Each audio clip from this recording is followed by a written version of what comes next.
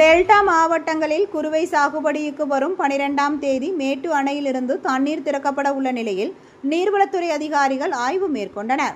கர்நாடக மாநிலத்தில் உள்ள காவிரி நீர்பிடிப்பு பகுதிகளில் தொடர்ந்து பெய்து வரும் கனமழை காரணமாக மேட்டூர் அணைக்கு நீர்வரத்து அதிகரித்துள்ளது.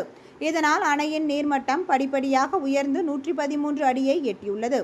இந்நிலையில் டெல்டா மாவட்டங்களில் ஆண்டுதோறும் குறுவை சாகுபடிக்கு ஜூன் 12ஆம் தேதி தண்ணீர் திறந்துவிடப்படுவது வழக்கம்.